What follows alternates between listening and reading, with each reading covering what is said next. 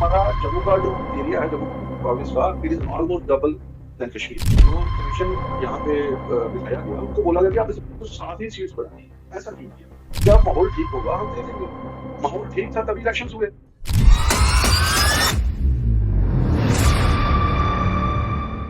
नमस्ते सभी दर्शकों को। आज फिर हम एक और एपिसोड लेके जम्मू प्रदेश के चैनल में आपके सामने उपस्थित है।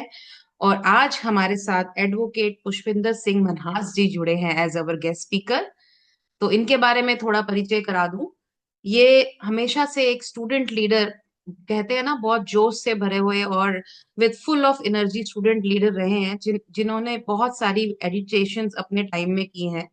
और जेजेएसएफ से, that is Jammu students federation, Jammu joint student federation में ये बहुत एक्टिव मेंबर रहे हैं, उसमें एसोसिएटेड रहे हैं। फिर इन्होंने अपनी एसोसिएशन पैंथर्स पार्टी में रखी और डोगरा स्वाभिमान संगठन को काफी सपोर्ट किया। और अब ये युवा राजपूत सभा के एक प्राइम मेंबर हैं। और मैं इनकी जर्नी को बहुत इंटरेस्टिंग मानती हूँ। मुझे जो इन्होंने अलग अलग पार्टीज में अपना जो योगदान दिया है, तो इनकी जर्नी बहुत इंटरेस्टिंग और एक्साइटिंग रही है। अब इन्हीं के द्वारा इनकी जर्नी के बारे में थोड़ा जानना चाहेंगे। नमस्ते पुष्पिंदर जी, स्वागत है आपका। जी। नमस्कार मैम, बहुत बहुत नमस्कार। और बहुत बहुत शुक्रिया, मुझे आज आपने मौका दिया यहाँ पे बात करने का आपके साथ, आपके पॉडकास्ट पे। तो जर्नी तो मैम ऐसे रही कि बैकग्राउंड हमारी कोई ऐसी नहीं थी कि मैं कोई पॉलिटिकल बैकग्राउंड से हूँ या फैमिली कोई सोशल वर्क करती थी या कुछ ऐसा था। जी बड़ी सर। मामूली सी फैमिली थी हमारी। मेरे फादर जो थे एक स्टोर इंचार्ज थे एग्रीकल्चर डिपार्टमेंट में। जी। तो बाकी मैम, लाइफ में स्ट्रगल्स देखी हैं, जो उतार चढ़ाव देखे, जो मुश्किलात मैंने फेस की, तो दिल में एक उम्मीद जागी कि नहीं, अब मुझे जो मुश्किलातों का सामना करना पड़ा है, आने वाले टाइम में कोई और ना कर पाए, तो इसके लिए मुझे कुछ ना कुछ स्ट्रगल करना है। ऐसे ही अपने आप को मतलब लड़ाई के लिए तैयार करना है। जी। तो हम, पढ़ाई मेरी जो है पहले सेंट पीटर्स में थी। सेंट पीटर्स से फिर 11th 12th मेरी रणबीर स्कूल से हुई। जी। और उसके बाद मैंने ग्रेजुएशन की साइंस पॉलिसी की। 1996 में मेरी एडमिशन हुई।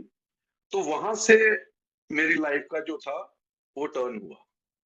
वहां जी। से मैंने स्ट्रगल करना शुरू किया, अपने लोगों के लिए फाइट करना शुरू किया, जो मेरी ही तरह बैकवर्ड क्लास से आते थे, बड़े गरीब फैमिली से आते थे। तो कॉलेज लेवल से मैंने स्ट्रगल करना शुरू किया। तो मैम बस करते करते करते करते आज आप लोग एडवोकेट जुड़ते की गए, कारवां पोजीशन बनता है। गया जी। आगे। और आपका नाम है, सब लोग आपको जी जानते हैं, और आपकी जी जी। स्ट्रगल बहुत इंस्पायरिंग है सब लोगों के लिए पुष्पिंदर जी। मैंने बहुत सुना है आपके बारे में। तो ये बहुत अच्छा चलिए लगा मैम, लोगों जान का के। प्यार है। क्योंकि जी स्ट्रगल की पहचान और स्ट्रगल के बारे में बताना और स्ट्रगल की वैल्यू करना ही इंसान में एक मॉरल वैल्यूज जो है वो कहीं ना कहीं डालती है, और वो सारे गुण आप में हैं। पुष्पिंदर जी, जी। बात करेंगे डोगरा की। आपने डोगरास के लिए, डोगरे लोगों के लिए हमेशा जो है अपनी आवाज बुलंद रखी और आवाज उठाई। तो अब उसी के, आप जानते हैं कि अब जम्मू और कश्मीर 370 हटा, उसके बाद कितने यहाँ पे चेंजेस आए। अब हमारा स्टेट जो है, स्टेट क्या कहें, एक यूटी है। तो जेके यूटी के स्टेटहुड के बारे में आपका क्या विचार है? 2019 में कि हमारी जो 370 और 35 के अंदर जो था, जम्मू कश्मीर को लेकर के स्पेशल स्टेटस जो है, जी। तो ऑब्वियसली जैसे बाकी वाले जम्मू के लोग खुश हुए, हमने भी खुशी मनाई।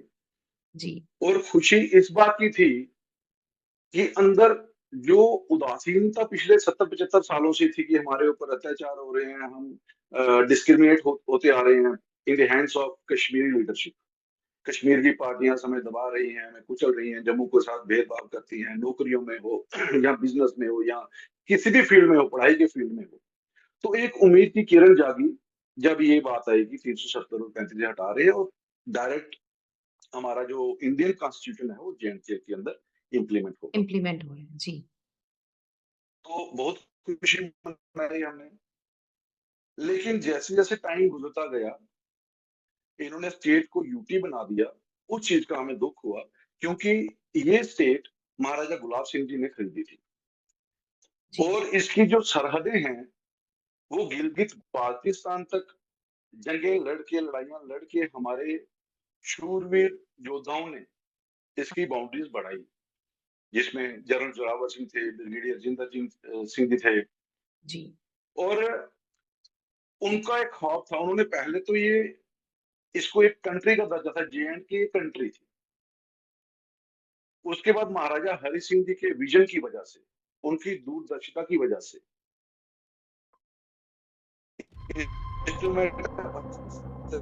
साइन किया गया। 26 came an integral part of India.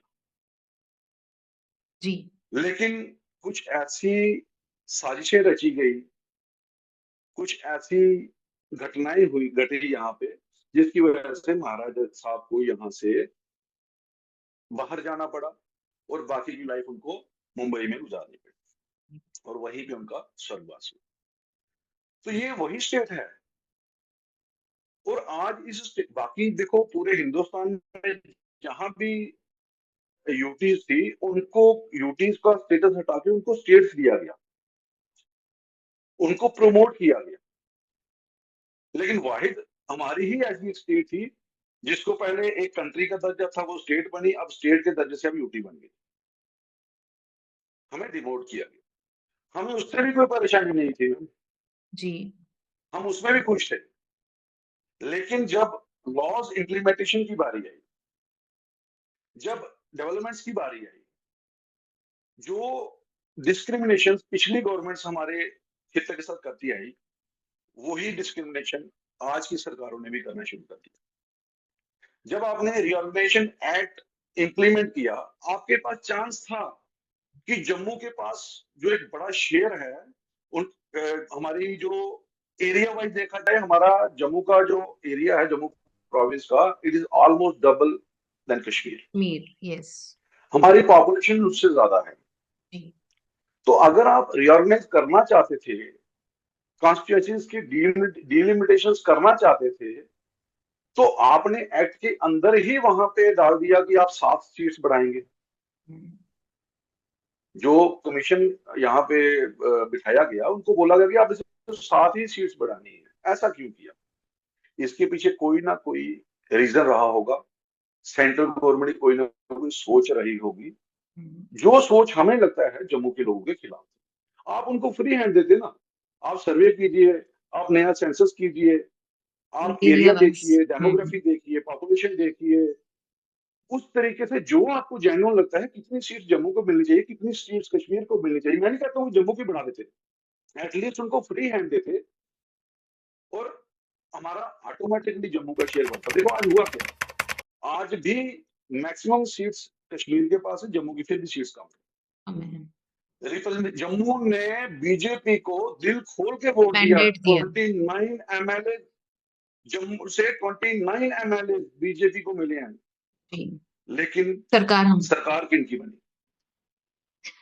तो पुष्पिंदर जी, तो ये सब चीजें देखते हुए जी नहीं बोलिए आप। मैं ये कह रही थी कि हमेशा से कश्मीर सेंट्रिक जी सरकार रही है, तो वो तो हमारा कंसर्न शुरू से डोगरों का रहा है। तो यही सब देखते हुए जी आपके विचार में statehood will be the better option? जी आप क्या सोचते हैं? देखिए, स्टेटहुड के लिए हमारी जो लड़ाई है, वो हमने कुछ चीजें जो नोट की आफ्टर द एप्लीकेशन ऑफ 375 और हमारा यूटी बनने के बाद जो हमारे साथ हो रहा है, इवन हम एडवोकेट्स फेस कर रहे हैं, उसको देखते हुए हमें लग रहा है नहीं, हमारी स्टेट जो थी, अगर हमें स्टेट मिलेगी, हम अपनी आवाज पर्टिकुलर नुमाइंदगी जो है हम प्रॉपरली कर सकते हैं, हमारी सरकार के पास हम पहुंचा सकते हैं और हमारी सुन सकती है। क्योंकि अभी जो भी हो रहा है वो तो सेंटर के आदमी है। अब हर बंदे को सेंटर तक अप्रोच करना पॉसिबल नहीं है। अब मैं बताता हूँ आपको, कुछ एग्जाम्पल्स देता हूँ। यूटी बनने के बाद जो काम हमारे कोर्ट के अंदर होते थे, जैसे रजिस्ट्रेशन ऑफ डॉक्यूमेंट्स, जिसको आप सेल डीड बोलते हैं, रजिस्ट्रियां होती थी, वो कोर्ट से छीन करके इन्होंने पूरे का पूरा जो उसका कंट्रोल था वो रेवेन्यू ऑफिशियल्स को दे दिया।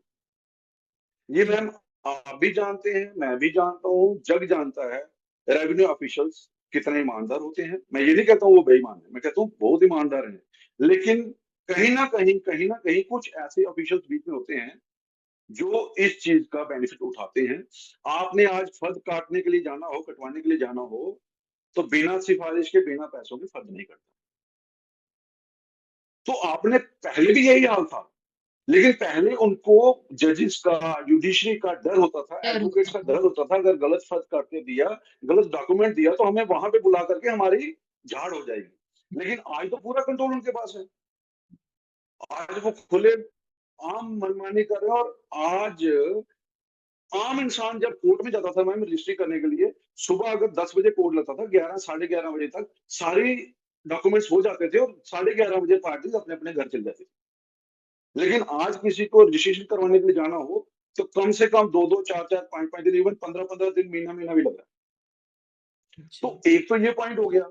जी। ठीक है। दूसरा, जो बिजनेसेस हमारे जम्मू के लोगों को मिलते थे, वो हम्म, सब आप बाहर वालों को दे रहे हो। जी। आपने नोट किया होगा, हमारे जम्मू शहर आम लोगों ने नहीं देखा होगा, लेकिन आज आपके एरिया में, हमारे एरिया में जो पोस्टमैन घूम रहे हैं, आपने कभी जज किया, नोट किया वो कहाँ से हैं? वो सारे यूपी से हैं। आज जितने भी यहाँ माइनिंग हो रही हैं, उनके कॉन्ट्रैक्ट किसको दिए गए हैं? यूपी, बिहार, पंजाब, यहाँ भी जम्मू वालों। और सब कुछ, और जो हालात एब्रोगेशन या यूटी बनने से पहले थे, उससे बदतर हुआ। वही। आज स्मार्ट मीटर्स कहाँ पे लग रहे हैं? आज स्मार्ट मीटर्स कहाँ पे लग रहे हैं? जम्मू के अंदर ही लग रहे हैं, कश्मीर में तो फिर भी नहीं लगे। जो हमने सोचा था स्टेट यूटी बनने के बाद या 370 35 से हटने के बाद हमारी दशा सुधरेगी और हम एक मतलब बराबर के लेवल पे आएंगे लेवल उनके, पे वो चीज पहुंचेंगे। नहीं हो पा रही। नहीं हो पा रही। आज एजुकेशन में देखिए, एडमिशंस में कंपटीशन बढ़ गया, हम्म। नौकरियों में कंपटीशन बढ़ गया। और हम ज्यादा कुछ नहीं मांग रहे, एटलीस्ट जो स्टेट का दर्जा आपने हमें डिमोट किया, और आपने तो प्रॉमिस भी किया है, हम्म। मोदी साहब ने, अमित शाह साहब ने, पार्लियामेंट में तक में उन्होंने बोला है कि जब माहौल ठीक होगा हम दे देंगे। माहौल ठीक था तभी इलेक्शंस हुए। जी। माहौल ठीक था तभी आप बड़ी बड़ी रैलीज यहाँ पे कर रहे हो। हम्म। माहौल ठीक हो तभी आप लाल चौक में तिरंगा फहरा रहे हो। हम्म। और आपका हर एक बीजेपी का लीडर बोलता है कि पत्थरबाजी खत्म हो चुकी है, कश्मीर बिल्कुल पीसफुल हो गया है। आपने तो इंटरनेशनल इवेंट वहां करा दिया, G20। जी। तो अब कौन से माहौल ठीक होने का इंतजार कर रहे हैं? तो वही हमारी लड़ाई है कि हमें स्टेटहुड का दर्जा, हम वो नहीं मांग रहे कुछ अलग हट गया, आपने ही प्रॉमिस किया, अपना प्रॉमिस पूरा कीजिए, हमारी ये डिमांड। जी। पुष्पिंदर जी, बिल्कुल मुझे समझ आ गया कि आपकी स्टेटहुड की लड़ाई के पीछे क्या कॉज है, क्या रीजन है। वो आपके डोगरों के हित में ही सोच के ये आपकी जी डिमांड है। आपकी सभा की, आपकी ऑर्गेनाइजेशन की डिमांड है।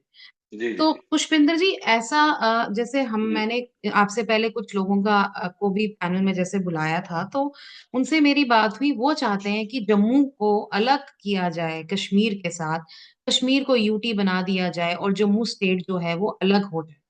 तो उसमें वो कोई नहीं वो उनका कहना है कि हमारा कश्मीर के साथ कोई हर एंगल से एरिया वाइज हम ज्यादा हैं, जैसे आपने भी बोला ना, हमारा कल्चर उनके साथ मिलता है, लेकिन फिर भी हमेशा से कश्मीर का नैरेटिव ही ड्राइव हुआ है। जैसे सेंटर में देखें, फंड्स जाते हैं वो कश्मीर में डायरेक्ट जाते हैं। तो कहीं ना कहीं जम्मू के लोगों की सफरिंग्स जो है वो एंडलेस है, और शुरू से उन लोगों को इग्नोर किया गया है। तो इसमें आपके क्या विचार है? देखिए शिवांगी, बिल्कुल मैं उनकी बात से बिल्कुल एग्री करता हूँ। जम्मू एक सेपरेट स्टेट होनी चाहिए, जम्मू को स्टेटहुड मिलनी चाहिए। लेकिन मसला ये है, बात क्या हो रही है स्टेट की, अभी तो JNK ही स्टेट नहीं है। अब मैं कहता हूं हमें घर मिलना चाहिए, अभी तो घर बना ही नहीं है। मैं कहता हूं मैं और मेरा भाई दो हैं, हमारे आपस में नहीं बनती, मेरा घर मुझे अलग दे दीजिए। अरे अभी तो घर ही नहीं है। हम घर बनाने की बात कर रहे हैं, हमारे JNK को घर बनाओ, फिर मेरा घर मुझे मिले, उनका घर उनको मिल जाए। बात हो रही है स्टेटहुड की, अभी तो JNK यूटी है। अगर ये जो लोग बोल रहे हैं कि जम्मू को सेपरेट स्टेट बनाओ, कश्मीर को यूटी बनाओ, हम भी वही चाहते हैं, हम तो दिल से चाहते हैं, हम हमारे से ज्यादा खुश कोई नहीं होगा। लेकिन वो सब करने के लिए सिर्फ फेसबुक के ऊपर मैसेज डाल दिया, वी वांट जम्मू स्टेटहुड, या फिर ट्विटर पे डाल दिया, या चार कमेंट्स कर दिए किसी के पोस्ट के नीचे, उससे तो स्टेट नहीं मिलेगी ना जम्मू। आपको सड़कों पे आना पड़ेगा, आपको साथ देना पड़ेगा। युवा रायपुर सभा, मैं उसका कोर कमेटी मेंबर हूँ। Being a core committee member, युवा रायपुर सभा की जो आइडियोलॉजी है वो मैं बताता हूँ, जो हमारी मीटिंग, क्योंकि युवा रायपुर सभा में जो भी डिसीजन होते हैं वो किसी इंडिविजुअल के तौर पे नहीं होते। हमारे 20-25 लोग कोर कमेटी मेंबर्स हैं और हमारी कोर कमेटी का चेयरमैन है, और जो प्रेसिडेंट होता है जिसको कोर कमेटी ही इलेक्ट करती है या सिलेक्ट करती है, वो डिफेक्टो मेंबर होता है कोर कमेटी का। तो वो सारा डिसीजन, अभी पीछे कुछ रूमर्स फैले कि ये युवा रायपुर सभा वाले प्रोटेस्ट क्यों कर रहे हैं स्टेट के लिए, इनको राजपूतों की बात करनी चाहिए और इनको ये करना चाहिए, इनको ऐसा नहीं चाहिए, पॉलिटिक्स कर रही हैं। आप मुझे बताइए कौन से मुद्दे पे जम्मू की पार्टी जम्मू की बात रखती है? 29 एमएलए हमारे भारतीय जनता पार्टी के यहाँ से जीत के गए हैं। क्या किसी ने इस बात को कहीं पर किसी फोरम पे रखा? असेंबली में, पार्लियामेंट में हमारे एमपीज भी हैं वहां पे, किसी ने रखा? तो जब कोई नहीं करेगा, हमें तो निकलना पड़ेगा बाहर, हमें तो निकलना पड़ेगा। और मैं आपको मजेदार बात बताऊं, जिन लोगों ने ये क्वेश्चन रेज की है कि भारतीय जनता, ये अपना युवा रायपुर सभा जो है ये शेड्यूल का मुद्दा उठा के पॉलिटिक्स कर रही है, उन्हीं लोगों ने, जब वो सभा के प्रेसिडेंट थे, उनकी स्टेटमेंट्स हमारे पास हैं, और उन्होंने ही शुरुआत की थी कि जम्मू को जब तक शेड्यूल का दर्जा नहीं मिलेगा जेएनके को, युवा रायपुर सभा लड़ती रहेगी। अब उस समय उनकी स्टेटमेंट क्यों थी? क्योंकि वो तब भारतीय जनता पार्टी में शामिल नहीं हुए थे। और आज उनकी स्टेटमेंट क्यों बदल गई? क्योंकि आज वो भारतीय जनता पार्टी में शामिल हो चुके हैं। तो जब ऐसे लोग जम्मू की नुमाइंदगी करेंगे, डबल स्टैंडर्ड, जब किसी पार्टी चेंज हो जाएगा, तो फिर तो युवा रायपुर सभा को बाहर आके बोलना पड़ेगा ना। हमारा किसी पार्टी के साथ कोई लिंक नहीं, सर मैं बोल रहा हूँ, मेरा किसी भी पॉलिटिकल पार्टी से कोई लिंक नहीं। We are non politicals. युवा रायपुर सभा राजपूत सभा है, राजपूतों के लिए लड़ेगी, लेकिन राजपूतों का एक और धर्म है। अगर उसके सामने समाज में कुछ बुराई हो रही है, समाज में कुछ गलत चल रहा है, तो वो राजपूत ही नहीं जो उस बुराई के खिलाफ उठ के खड़ा ना हो जाए। तो युवा रायपुर सभा राजपूतों के लिए लड़ती रहेगी, लेकिन जब उसको लगेगा कि मेरी सोसाइटी में मेरे सामने कुछ गलत हो रहा है, अत्याचार हो रहा है, तो जब तक वो राजपूत अपना घर पहले देखेगा कि उस अत्याचार को रोकने की कोशिश करेगा। तो being a Rajput, I am proud, being a Rajput, हमें कहीं भी समाज में कोई ऐसी चीज मिलती है, दिखती है, बुराई दिखती है या कोई अत्याचार दिखता है, हम लोग यूनाइटेडली बैठते हैं, पहले डिसाइड करते हैं और एक मत होकर हम उसके लिए लड़ते हैं। चाहे वो स्टेटूट का मुद्दा हो, चाहे इससे पहले टोल पोस्ट का मुद्दा हो, चाहे इससे पहले महाराजा हरि सिंह हरि जी का सिंह जी। जिनकी छुट्टी का मुद्दा। जी जी जी। जी, उस महाराजा हरि मुद्दे में सिंह तो जी युवा की राजपूत छुट्टी सभा का ने मुद्दा। बहुत वाइटल रोल प्ले किया था। उनकी ही संघर्ष के कारण ये छुट्टी जो है सैंक्शन, बिल्कुल। ये तो पूरी दुनिया ने देखा। तो जी पुष्पिंदर जी जी, जी जैसे आपने जी जी बताया जी भी कि कहीं ना कहीं सरकार जो है, सेंटर की सरकार, जैसे रीऑर्गेनाइजेशन एक्ट हुआ, फिर भी जम्मू के फेवर में ओपन सेंसस कराते, फिर पता चलता, लेकिन उन्होंने ऐसा नहीं किया। कोई खास उससे हमें बेनिफिट नहीं हुआ। आज की डेट में भी ड्यूटी कर दी है, लेकिन बेनिफिट कोई नहीं मिल रहा। पहले जैसे हालत थी अभी भी वही है, जो आपने वेरियस पॉइंट्स बताए। तो पुष्पिंदर जी, ऐसा क्यों है कि जो मुझे भी लगता है कि सेंटर जो है वो अभी भी जैसे G20 हुआ कश्मीर में हुआ, या अभी देखिए ना, प्रधानमंत्री। मैं इसी बात पे ना एक पॉइंट रखना चाहता हूँ।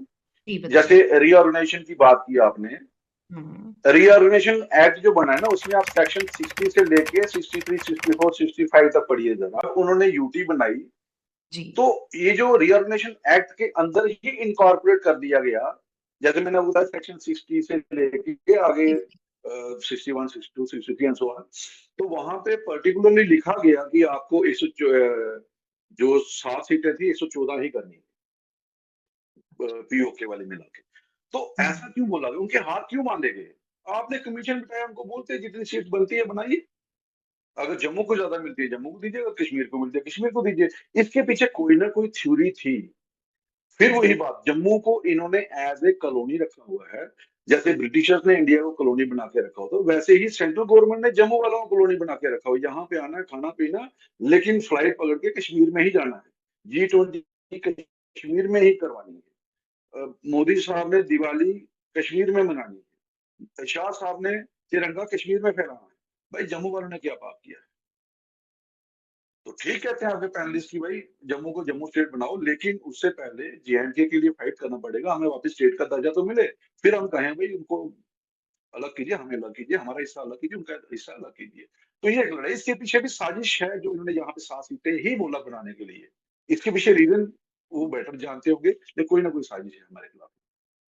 तो पुष्पिंदर जी, आपको ऐसा लगता है कि इस सरकार को अगर कश्मीर को इग्नोर करें, या कोई इंटरनेशनल प्रेशर है इनको, बिकॉज कश्मीर पूरे वर्ल्ड के लिए एक सेंसिटिव इशू रहा है हमेशा से, तो तभी मुझे ऐसा लगता है कि एक कहीं इंटरनेशनल रेपुटेशन की भी बात होती है कि कश्मीर में जाके दिवाली मनाई, बिकॉज कश्मीर का टेररिज्म ही वर्ल्ड वाइड दुनिया जानती है। तो जम्मू को तो हमेशा से ही नकारा गया है, या लोगों को जब हम अपने स्टेट से बाहर निकलते हैं, महाराष्ट्र जाते हैं, तो किसी को Dogra culture, Dogra language, Dogra food के बारे में पता ही नहीं है। तो क्या ये एक रीजन है कि हमेशा कश्मीर कश्मीर की बात होती है? आपको क्या लगता है इसमें पुष्पिंदर जी? तो मैम, अगर आपके कहने के मुताबिक कश्मीर एक ऐसा रीजन है जो नेशनल इंटरनेशनल इशू है, तो हमने कौन सा मना किया वहां जाके आप मत जाइए, वहां तिरंगा मत फहराइए। हम्म। लेकिन जब यहाँ वहां जाते हो तो वापसी में एक स्टॉप जम्मू में भी हो जाए। हम्म। अगर जम्मू में रुकेंगे, जम्मू की डेवलपमेंट करेंगे, जम्मू की बात करेंगे, तो क्या इंटरनेशनल लेवल पे इनको कोई नुकसान हो जाएगा? और हम नहीं खासकर कहते तब, कश्मीर में मत कीजिए, हाँ, करिए वहां भी। हम तब कह जब, रहे हैं लेकिन हमारे लिए भी करिए। जी जी, खासकर पुष्पिंदर जी आप जब कश्मीर जब, को लेकर के हर एक मुद्दा उठाता है। देखो, पॉलिटिक्स ही कश्मीर के बेस पे चलती है, कश्मीर के दम पे चलती है, कश्मीर की वजह से ही इनकी पॉलिटिक्स चलती है। ठीक, कभी पुलवामा हो जाएगा, कभी क्या कहते हैं उसको, सर्जिकल स्ट्राइक हो जाएगी, कभी कुछ होगा, कश्मीर के बेस पे ही इनकी पॉलिटिक्स चलती है सब लोगों की। मैं एक पार्टी की बात नहीं कर रहा हूँ, मैं हर एक पार्टी की बात कर रहा हूँ। लेकिन जम्मू के लोगों ने क्या बात की है, आप कीजिए अपने आप को हाईलाइट, इंटरनेशनल लेवल पे हाईलाइट कीजिए, कश्मीर में जाकर एक स्टॉप जम्मू में भी हो जाए।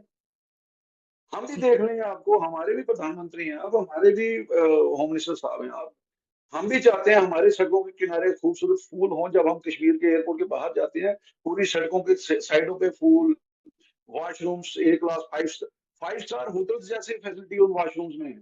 और यहाँ पे देखो, आप बाहर जाओगे तो कोई लेडीज बाहर देख भी नहीं सकती, सड़कों के ऊपर ही वॉशरूम्स बने हुए हैं। तो हम भी चाहते हैं हमारा भी वो, वैसा ना करो, थोड़ा बहुत तो देखो, बिल्कुल इग्नोर मत करो, हमारा ये मानना है।